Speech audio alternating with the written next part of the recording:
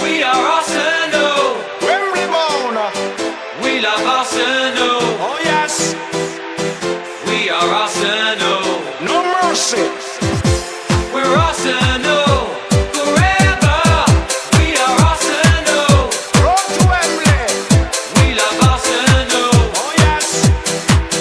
We are Arsenal. Can't stop us. We're Arsenal forever. ሰላም እንዴት አላችሁ? ክብራና ክብራን የመድፈኞቹ ቤተሰቦች አርሰናል ኢንፎ ወደ እናንተ መደመጡን ጀምሯል። በፕሪማች ሪቪው አይደለም የመጣሁት፣ ወጣ ባለ ፕሮግራም ነው የመጣሁት። ከሰሞኑ በርካታ አስተያየቶች ስለ አርሰናል የተሰጡ እንደሆነ ይታወቃል። በተለይ ደግሞ አርሰናል በተከታታይ ያሸንፋል ተብሎ ያልተገመተባቸውን የስፐርስ እና የቼልሲን ጨዋታ የለንደን ደርቢ ጨዋታዎችን ካሸነፈ በኋላ እና ቼልሲ ላይ 2 የኮርና ጎሎች ካስቆጠሩ በኋላ ስለ አርሰናል ኮርና ብዙ ጨዋታዎች አዳመጥን። ከዛ በኋላ ከብራይተን ጋር በነበረው ጨዋታ ደግሞ አርሰናል ጌሙን ዲሌይ አድርጓል በሚል የብራይተኑ አሰልጣኝ ፋቢያን ሄዝለር የሆነ ነገር ከተናገረ በኋላ ደግሞ ናሬሽን ወይም ትርክቱ ተቀየረና አርሰናል በጨዋታዎች ጌሙን ማኔጅ የሚያደርግበት መንገድ በጣም ብዙ አስተያየቶች የሚሰጥበት ሆነ። ጥላቻዎች ከየት መጡ? ለምን መሰጠት ጀመሩ? አናላቲካል ሆነን ነገሮችን ለመረዳት እንሞክራለን። ዳታዎችን ይዘን ለመረዳት እንሞክራለን። እንደዚህ አይነት አስተያየት የሚሰጡ ሰዎች ከምን አኳያ እንደዚህ አይነት አስተያየቶችን ይሰጣሉ? ጥላቻዎች ከምን መጡ?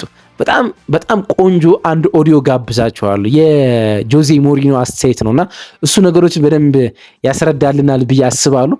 ስለዛ ጉዳይ ነው ዛሬ ብዙ የምናወራው ማለት ነው። አሸናፊ ቡድኖች እንዴት እንደሚጠሉ ግን ደግሞ አርሰናል በአመታት ውስጥ ከተመለከትነው በላይ በፖንዲቶቹ በጣም ብዙ አስተያየት የሚሰጥበት ክለብ ሆኗል። በተለይ ደግሞ በሚጫወትበት መንገድ ማለት ነውና ስለዚህ ጉዳይ እስኪ እናወራለን። እንደዚህ የሚያወሩና መጥፎ አስተያየቶች የሚናገሩት ፖንዲቶች ከየት ነው የመጡት? ከየትኛው ክለብ፣ ከየትኛው አጫወት፣ እንዲሁም ለምን እንደዚህ አይነት አስተያየት መስጠት ቻሉ? በአሰልጣኝነት ዘመናቸው ምን አይነት አሰልጣኞች ነበሩ? የሚሉትን ጉዳዮች በጥቂቱ ለመመልከት እንሞክራለን። የአርሰናል አጫወት ደግሞ አናሊቲካል ሆነን ከፕሪሚየር ሊግ ሌሎች ክለቦች ጋር እያነጻጸርን እንመለከታለን። በጣም ትጠቀምበታላችሁ። በደንብ ስለ ክለባችን በደንብ ሀሳቤን የግል ምልከታዬን የተናገርኩበት ቪዲዮ ነው። አብራችሁን ቆዩ። አሁን የምታደምጡት መሸጋገሪያ ሙዚቃ አይደለም፣ በፍጹም የጆዜ ሞሪኒዮ በሻምፒዮንስ ሊግ የፕሪማች ፕሬስ ኮንፈረንስ ላይ ስለ አርሰናል የተናገረውን አስተያየት 1 ደቂቃ ከ20 ሰከንድ ነው። እሱን አድምጠን ተመልሰን እንመጣለን። እሱን እያዳመጣችሁ ሰብስክራይብ አድርጉ፣ እንዲሁም ደግሞ ላይክ አድርጉ። የኮሜንት መስጫው ደግሞ ሀሳባችሁን አስፍሩልኝ። እስኪ ስለ አርሰናል አጫወት ስለዚህ ሀሳብ ስለሚሰጡ ፖንዲቶች ምን ትላላችሁ? ጻፉልኝ። አብራችሁን ቆዩ። ከጆዜ መግለጫ በኋላ እመለሳለሁ። Arsenal, I love this. I have been in football long enough to understand one thing. When the noise becomes louder, it means you are doing something right. Despite the hate, the negative comments, the pressure from every direction, Arsenal stay focused. They don't cry, they don't beg for respect. Their eyes are fixed on something bigger. And maybe it will shock some of you, but Arsenal are in the race for the treble. Yes, the treble.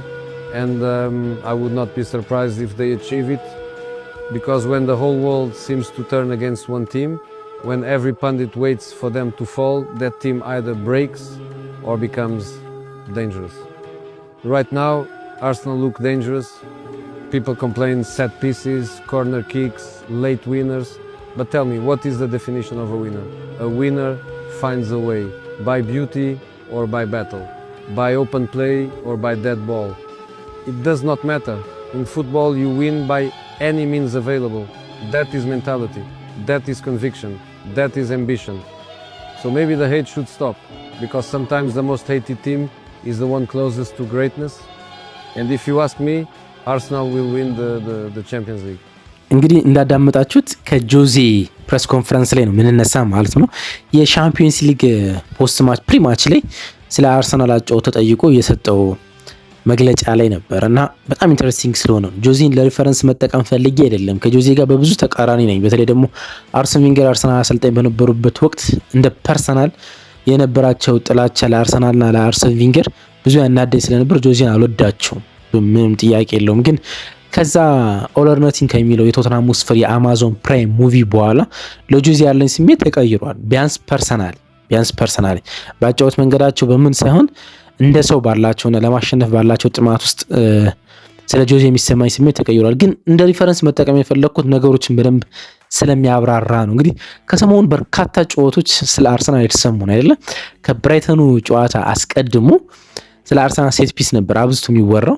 ከብራይተኑ ጨዋታ በኋላ ደግሞ ስለ አርሰናል ጌም ማኔጅመንት በጣም እየተወራ ነው የሚገኘውና ብዙ ስላስገረመኝ በጥቂቱ ላንሳ ነው። ጆዜ ሲጀምር ሁሉም 1 ሰዓት ከ20 ምናምን የሚፈጅ 1 ደቂቃ ከ20 ሰከንድ የሚፈጅ ኢንተርቪው ነው ፖስት ያደረኩላችሁ። ኢንተረስቲንግ ነው። ግን ሲጀምር ገና ምን ይላል መሰላችሁ? ወደ አማርኛ ስመጣ ጨዋታዎች የሚመጡት ጎልተው የሚሰሙት የሆነ ነገር በትክክል ማድረግ ስትጀምር ነው ይላል። ደግሞ አሉ ጨዋታዎቹ ኖይዞች በርክተው የሚመጡት የሆነ ነገር በትክክል ማድረግ ስትጀምር ነው። ጥላቻ፣ ተቃራኒ አስተያየቶች፣ ጫና ሁሉም ይመጣሉ። እሱን ተቋቁመ ትክክለኛውን ነገር ስታደርግ አሸናፊ ነህ። አርሰናል አሁን አሸናፊ ነው ይላል እና ቻምፒየንስ ሊግ ይበላል ወይስ ሉስ? ዴፊኒትሊ ነው የሚለው እዛ ቪዲዮ ላይ እንደምታደምጡት ማለት ነው። አዎ ይበላል ነው የሚለው። በጣም አስፈሪ ፕሬሲንግ አላቸው። እንደ አውሬ ነው ፕሬስ የሚያደርጉት ይላል። ታክቲካል ኢንቴሊጀንት ናቸው ይላል። ሴት ፒስም በየትኛው መንገድ ያሸንፏቸዋል ይላል እና ሁሉም ቡድን የሚፈራቸው ናቸው እና ለቻምፒየንስ ሊግ ቅድመ ግምት ትሰጧቸዋላችሁ ወይ ብለህ ታስባለህ ካላችሁኝ የስ ነው የሚለው። ስለ ትሪብል ማሰብ አለባቸው ሲለው ስለ 3 ዋንጫ ማለት ነው። የስ ነው የሚለው ስለ 3 ዋንጫ ማለት ነውና ለመነሻ መጠቀም የፈለኩት እሱ ነው። እስኪ እናውራ ከሰሞኑ ስላለው ጉዳይ አይደለ።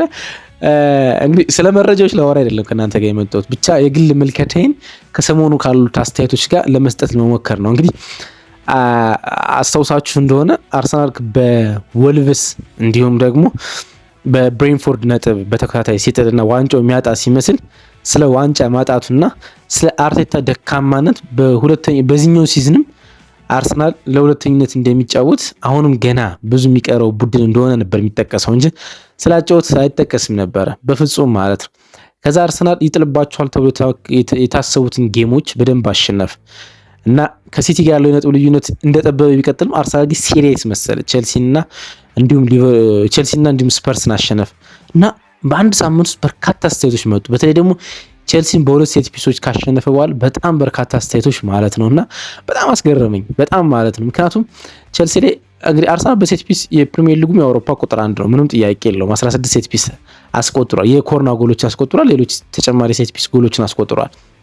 ግን በጣም የሚገርማችሁ እግር ኳስ ነበር የተቀየረ።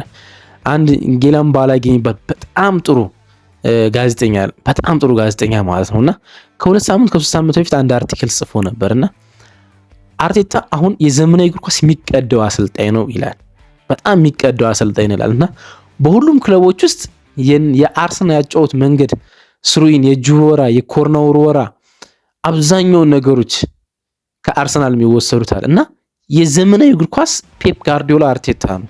አመናችሁም አላመናችሁ ዋንጫ በላም አልበላም አሁን እንደ አሸናፊ አሰልጣኝ ኮፒ የሚደረገው አሰልጣኝ አርቴታ ነው ይላል እና ከአርቴታ መምጣት በኋላም ይሁን እግር ኳስ በራሱ መንገድም ተቀይሮን ሴት ፒስ በእንግሊዝ ፕሪሚየር ሊግ ታይቶ በማይታወቅ ደረጃ በርካታ ሴት ፒስ የተቆጠረበት ዘመን ይሄኛው ነው። ስለዚህ እግር ኳስ ራሱን ሪቮልቭ አድርጓል። አንደኛ እሱን ያዙልኝ።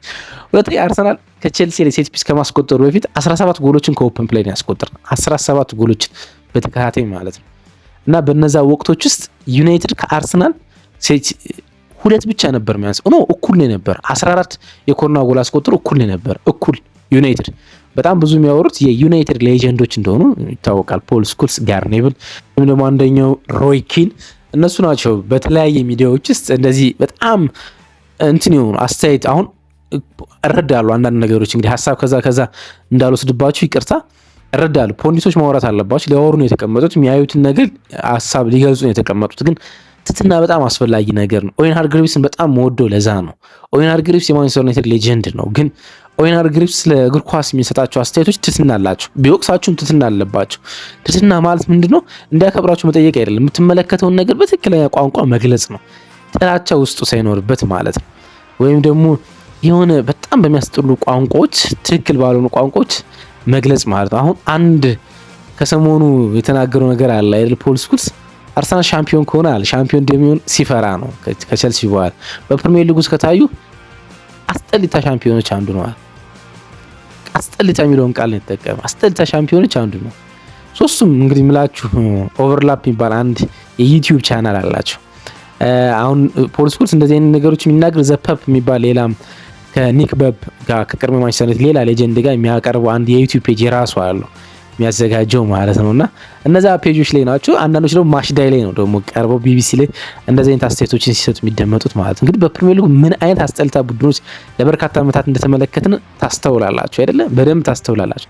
አርሰናል በዚህ ውድድር ዓመት ካረጋቸው 30 ማቾች ውስጥ በጣም በሚገርም ፐርፎርማንስ ያሸነፋቸው 90% ጌሞች እንዳሉ በእርግጠኝነት መናገር ይቻላል። በጣም የሚገርም ፐርፎርማንስ ያሳየባቸው ማለት ግን ስለዛ አይደለም ማብራራትም አይጠበቅብን። በፈለግንበት ወይ መጫወት በጣም መብቱ ነው። ከአርሰናል ያነሰ ነጥብ ይዞ ሻምፒዮን የሚሆኑ ቡድኖች ይኖራል። እንግዲህ አርሰናል ገና ሻምፒዮን አልሆነም። ፍራቻ ነው ሰዎችን ብዙ እያስወራቸው የሚገኙና ቲም ውስጥ ፕሬዠር ለማሳደር ነው የሚሞክሩት። አያዳምጧቸውም የአርሰናል ተጫዋቾች እንጂ ፕሬዠር ማሳደር ነው። ከዚያ አጨዋወት ከሚፈልጉበት አጨዋወት እንዲወጡ ለማስቻል ነው፣ ጫና ለማሳደር ነው እንደዚህ ነገሮች የተደረገ የሚገኙ ግን አይመስልም። የሚካኤል አርቴታም የአርሰናል ተጫዋቾችን በዛ ፕሬዠር ውስጥ የሚወድቁ አይመስልም በፍጹም። አሰልጥነው ፌል ያደረጉ አሰልጣኞች ናቸው። ሶስቱ እንደው በጥቂቱም ለማስታወስ ትትና ይጎላቸዋል ምሎ ለዛ ነው። አሰልጥነው ፌል ያደረጉ ሰዎች እንደዚህ ሲናገሩ ቲም ሼርውድ አንዱ ነው። በጣም መጥፎ ንግግር የሚናገሩ ቲም ሼርውድ በቶተንሃም ሆትስፐር በአስቶን ቪላ አልተሳካለትም። ሙሉ በሙሉ ማሰልጠን እርግፍ አድርጎ ትቷል። ሮይ ኪን ደጋግሞ ከስኮትላንድ ብሔራዊ ቡድንም ከአየርላንድ ብሔራዊ ቡድንም ከሰንደርላንድም ከሻምፒዮንሺፕም ከሊጓን ቡድኖችም አሰልጥኖ ፌል አድርጎ ሙሉ በሙሉ እርግፍ አድርጎ ትቷል። የስኩልስና የኔቪል መወራት የለበትም። ኔቪል በቫሌንሲያ በጣም አሳፋሪ፣ በቫሌንሲያ እግር ኳስ ታሪክ ውስጥ በጣም ደካማው አሰልጣኝ ሆኖ ነው የተባረረ። በጣም ደካማው አሰልጣኝ። የስኩልስን ማውራት አችልም። ኦክስፎርድ ኦልድሃም ብቻ አንድ ክለብ በእንግሊዝ ሻምፒዮንሺፕ አይደለም 3ኛ ዲቪዚዮን ምናምን ማሰልጠን ጀምሮ ነበር እና በተከታታይ 8 ጨዋታዎች 5ቱ ምናምን ተሸንፈው ነው ማሰልጠን ያቆመው። ፌል ያደረጉ አሰልጣኞች ናቸው። በጣም ጥሩ ተጫዋቾች ናቸው፣ ምንም ጥያቄ የለም። የዘጠናዎቹ በእግር ኳስ ውስጥ ከተመለከትናቸው በጣም ድንቅ ትሪብልን ካሳኩ ማለት ጆዋልን ካሳኩ ምርጥ ቲሞች ውስጥ እንደ አንዱ ናቸው፣ ምንም ጥያቄ የለውም።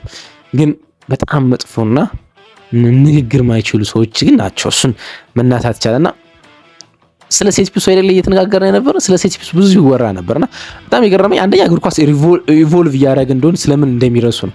በጣም ዳታ አለ፣ ኦፕታ አለ። ዘ አትሌቲክ በጣም በየቀኑ ብዙ ዳታዎችን ያወጣሉ። እግር ኳስ እየተቀየሩ በጣም ብዙ ቲሞች ኮርናን እየተጠቀሙ ነው። ስለዛ ነው ማንሳት ያለ። በእግር ኳስ ለምን የተሻሻለ ያለ ለምን አርሰናል ኮፒ እየተደረገ ያለ የሚለውን ነበር መተንተን የነበረባቸው። ቢኮዝ እግር ኳስ ራሱ ኢቮልቭ እያደረገ ለዛ ምክንያት የሚሆነው አርሰናል ከቼልሲ ጋር 2 ጎሎችን ከማስቆጠሩ በፊት ሊቨርፑል በአንድ ጨዋታ በአንድ አጋማሽ 3 ኮርና አስቆጠረ። በአንድ አጋማሽ ዌስትሃም ላይ 3 ኮርና አስቆጠረ። ስለዛ ማንም አላወራም እና ግን አሰልጣኙ በጣም የተማረ ነውና አርነ ስሎት አንዳንድ የሚያነጋግሩ አስተያየቶችን ቢሰጥ አርነ ስሎት ወደ ሚዲያ ወጥቶ አንድ የተሸወር ነው በዚህ ውድድር ዓመት መዘግየታችን ነው የቆሙ ኳሶችን ለመጠቀም አለ። አያችሁት እንዴት እንደተማረ ሲገልጽ መዘግየታችን ነው አለ እና በዚህ ውድድር ዓመት ደካማ አሁን በሻምፒዮንስ ሊግ ተሳትፏች ውስጥ በጣም ደካማው ነገር ከኦፕን ፕሌይ የምናስቆጠራቸው ጎሎች ማነስ ነው። ወደ ሴት ፒስ በደንብ ወደ ፐርፌክሽን የጠጉ እንደሆነ ማንሳት ጀመረ።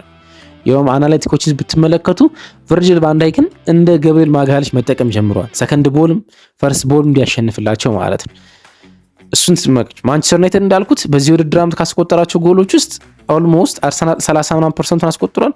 ማንቸስተር ዩናይትድ በተመሳሳይ 30% ያስቆጠረው ከሴት ፒስ ነው ደግሞ በጣም ብዙ ክለቦች ቼልሲ በዚህ ውድድር ዓመት ኦልሞስት ከ10 በላይ የሴት ፒስ ጎል አስቆጥሯል። 10 በላይ። ሌላ በጣም ብዙ ቡድኖች የማሸነፊያ ጎላቸው ፈርስት ጎል እንደ አርሰናል ወደ 9 የሚጠጉ ፈርስት ጎል የመጀመሪያ ጎሎችን ጌሙን ብሬክ የሚያደርግበት በሴት ፒስ አስቆጥሯል። 8-7 ያስቆጠሩ ክለቦች በዚህ ውድድር ዓመት በጣም በርካታ ናቸው።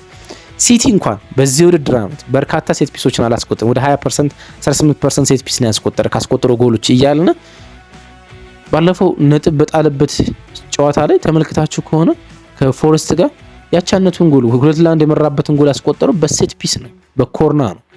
ወደ 4 ጌም በኮርና ማሸነፊያ ጎል አስቆጥሯል ሲቲ እንኳን ማለት። ስለዚህ እግር ኳሱን ኢቮልቭ እያደረገ የመጣ እግር ኳስ ራሱ ማለት ነው። ስለዚህ ሰዎቹ ጆዜ እንደሚለው አርሰናል ዋንጫን ይበላል ብሎ በመፍራት ብቻ ከአርሰናል ካለ ያለ ጥላቻ ብቻ መጥፎ ነገሮች ሲነጋገሩ እየሰማ ነው። እነዚህ ሰዎች ከአመታት በፊት አሁን የሚካኤል አርቴታ የ2022-23 ሲዝኑ ቲም ከአርሰን ቪንገር የ2008 ቲም ጋር ኮፒ ፔስት ነው። በፕሪሚየር ሊግ ውስጥ ከተመለከትናቸው በጣም የሚገርም እግር ኳስ ከተጫወቱ ቡድኖች አንደኛው የ2022-23 ሳንጠብቀው ለዋንጫ የተፎካከረው ኦሌክሳንደር ዚንኮ እና ገብርኤል ሱስ በጣም አስደናቂ ብቃት ያሳዩበት፣ ዊሊያም ሳሊባ ለመጀመሪያ ጊዜ የተመለከትንበት፣ አርሰናል የሚገርም ጌም የተጫወተበት ጌም እና ዓመቱ መጨረሻ ላይ ጌሞችን ኮንትሮል ለማድረግ በጣም ተቸገረ እና ዋንጫውን አጣ። ሚኬል አርቴታ የአጨዋወት ለውጥ ሲያደርግ ተመለከት ነው ማለት ነው። ያም ቡድን ሰዎች ሲንቁት ሰምተናል።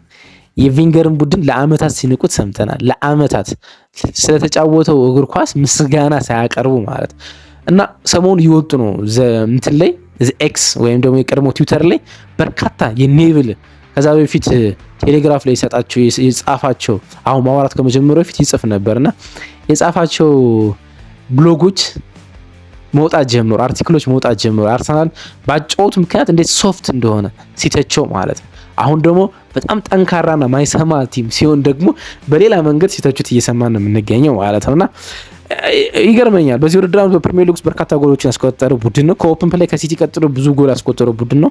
ጥቂት ጎል የተቆጠረበት ቡድን ነው። በሊግ ውስጥ ብዙ ቢግ ቻንስ ወይም ደግሞ ጥርት ያሉ ጎል ዕድሎችን የፈጠረው አራተኛው ቡድን ነው።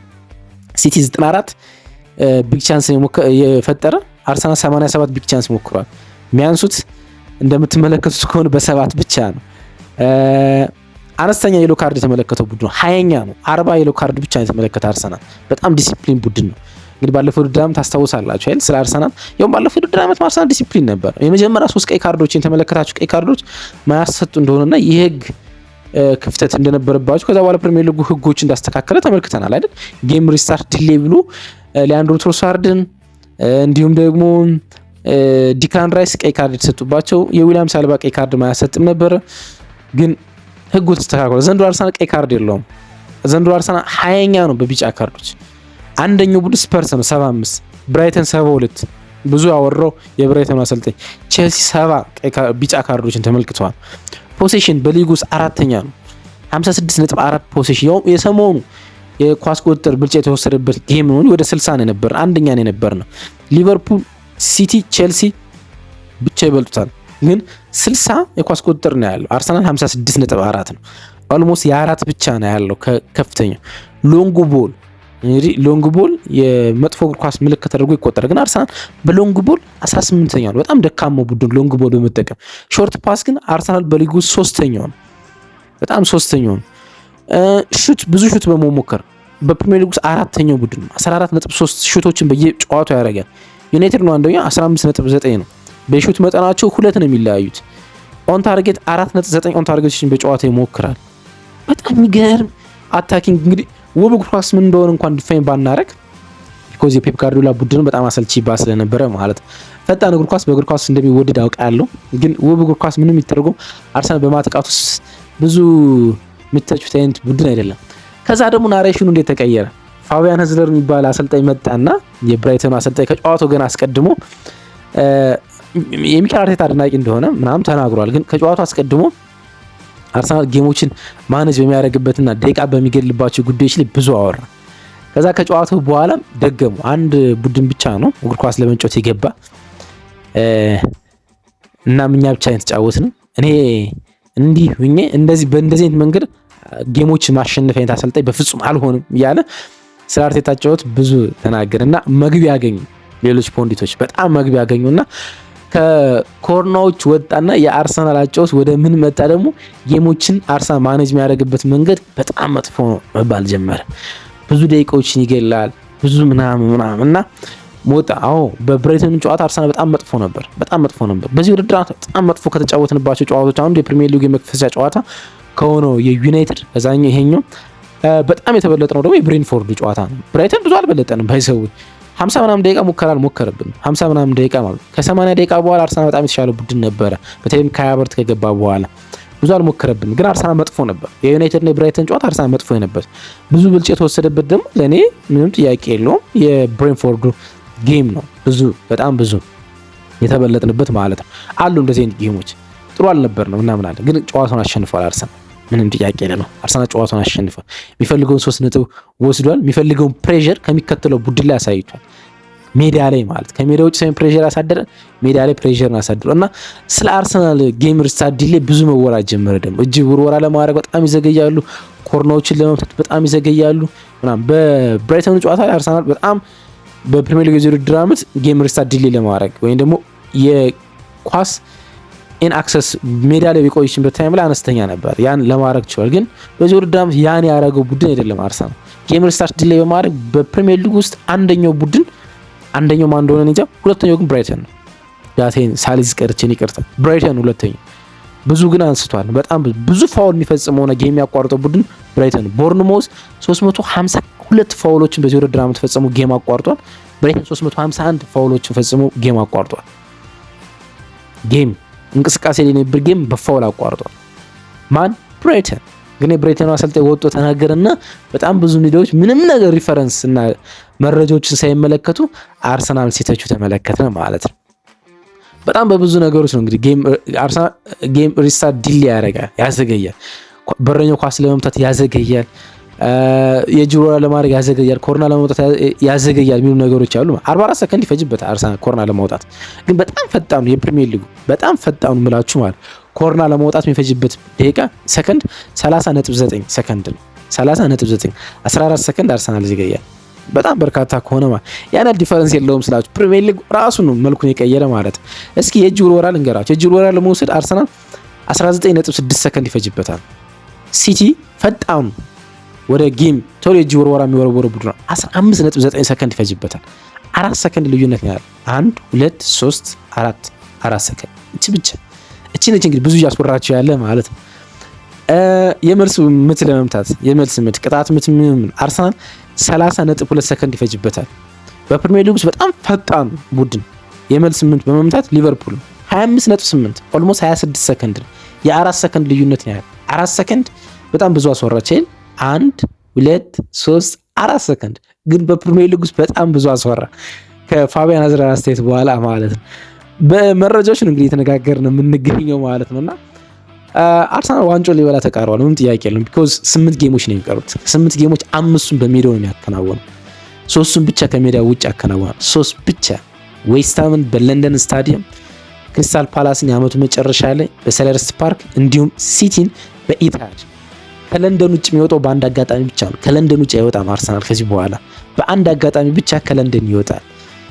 ሲቲን ለመግጠም ወደ ማንቸስተር ከተማ በፕሪሚየር ሊግ ውስጥ።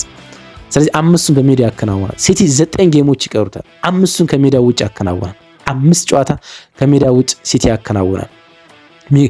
የአርሰናልና ሲቲ እርስ በርስ ከመጫወታቸው በፊት 2 የፕሪሚየር ሊግ ጨዋታዎችን ያከናውናሉ።